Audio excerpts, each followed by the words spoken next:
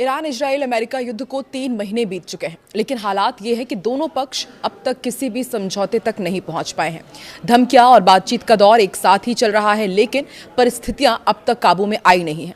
Israel में America के लड़ाकू विमान खड़े हैं और कतर में चल रही डील की शर्तों पर चर्चा। ऐसे में ये साफ ही नहीं हो पा रहा है कि अब आगे होगा क्या, डील होगी या फिर युद्ध का दूसरा पार्ट शुरू होगा। नमस्कार, मैं हूं आकांक्षा और आप देख रहे हैं न्यूज 18 का डिजिटल प्लेटफॉर्म। पश्चिम एशिया में जारी युद्ध थमता नजर नहीं आ रहा है। अमेरिका और ईरान के बीच युद्ध विराम को लेकर बातचीत जरूर चल रही है, लेकिन अब तक कोई अंतिम समझौता नहीं हो पाया है। इस बीच पिछले 48 घंटों में हालात और ज्यादा तनावपूर्ण हो गए हैं। ईरान ने अमेरिका पर युद्ध विराम तोड़ने का आरोप लगाया है, जिससे पूरे क्षेत्र में एक बार फिर टकराव का खतरा बढ़ गया है। यह तनाव भी तब बढ़ा है जब अमेरिकी सेना के सेंट्रल कमांड यानी कि सेंटकॉम ने यह दावा किया है कि उसने दक्षिणी ईरान में मिसाइल ठिकानों को और कुछ नौकाओं पर हमला किया है।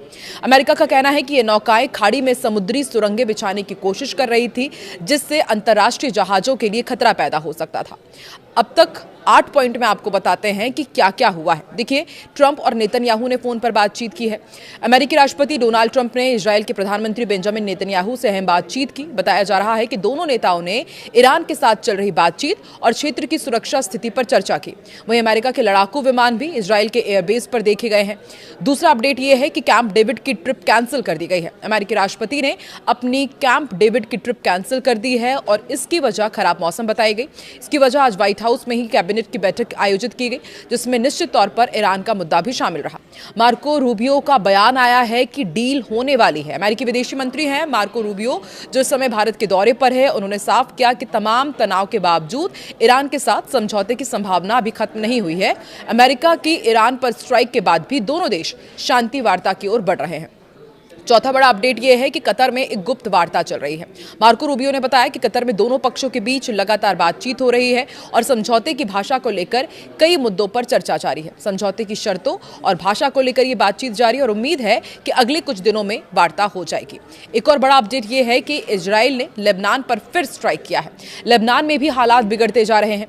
दक्षिणी लेबनान में इजरायली हवाई हमलों में कम से कम 31 लोगों की मौत हुई, जिनमें कुछ बच्चे और महिलाएं भी शामिल हैं। लेबनान स्वास्थ्य मंत्री की ओर से ये जानकारी दी गई है। इधर हिजबुल्लाह के खिलाफ ग्राउंड ऑपरेशन भी जारी है। इजराइल ने कहा है कि उसने दक्षिणी लेबनान में अपने जमीनी अभियान को और तेज कर दिया है। वहीं हिजबुल्लाह ने दावा किया है कि उसके लड़ाके इजरायली सैनिकों से सीधी लड़ाई लड़ रहे हैं। ईरान में इंटरनेट सेवा इतने महीनों बाद फिर बहाल कर दी गई है। ईरान ने लगभग 3 महीने बाद इंटरनेट सेवाओं को आंशिक रूप से बहाल करना शुरू कर दिया है। युद्ध के दौरान दरअसल सरकार ने सुरक्षा कारणों से देश में डिजिटल बंदी लागू की थी।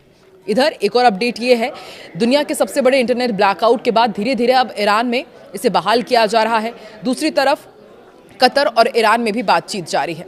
कतर के अमीर शेख तमीम बिन हमद अल थानी ने ईरान के राष्ट्रपति मसूद पेजेश्कियान से फोन पर बातचीत की।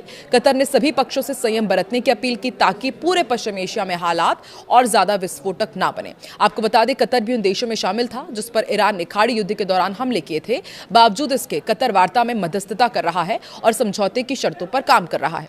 वहीं ईरान ने इजराइल और अमेरिका पर निशाना साधा है। बुधवार को ईरान ने एक बयान में अपने विरोधियों पर हाइब्रिड युद्ध की रणनीति अपनाने का आरोप लगाया।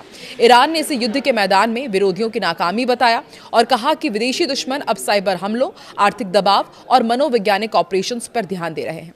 एक बयान में मंत्रालय ने दावा किया कि विरोधी सैन्य रूप से हार चुके हैं, अब गैर सैन्य तरीकों से ईरान को अस्थिर करने की कोशिश कर रहे हैं। मंत्रालय ने यह भी आरोप लगाया कि इन तरीकों में साइबर युद्ध, हथियारों की तस्करी, हत्याएं और देश के भीतर अशांति फैलाने के उद्देश्य से चलाए जा रहे विरोधी मीडिया अभियान भी शामिल है।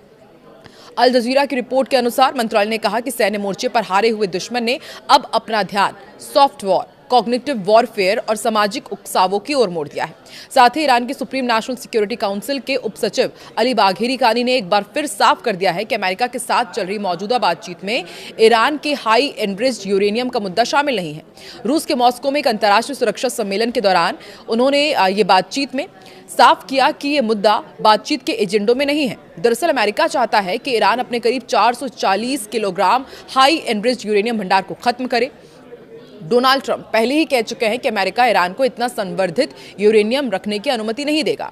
ईरान के 60% तक संवर्धित यूरेनियम को लेकर दोनों देशों के बीच बड़ा विवाद बना हुआ है और डील में जो पेंच मुख्य फंसा हुआ है वो इसी कारण है। हालांकि परमाणु हथियार बनाने के लिए करीब 90% संवर्धन की जरूरत होती है, लेकिन एक्सपर्ट्स का मानना है कि 60% तक पहुंचने के बाद हथियार स्तर तक जाना काफी आसान और तेज हो जाता है। आपको क्या लगता है, क्या ईरान कभी अपना हाईली एनरिच्ड यूरेनियम अमेरिका को सौंपेगा? और यदि ऐसा नहीं होता है तो अमेरिका और ईरान की डील कभी हो भी पाएगी या नहीं, या इसी तरह टकराव और बढ़ता जाएगा? कमेंट सेक्शन पर अपनी राय जरूर दें।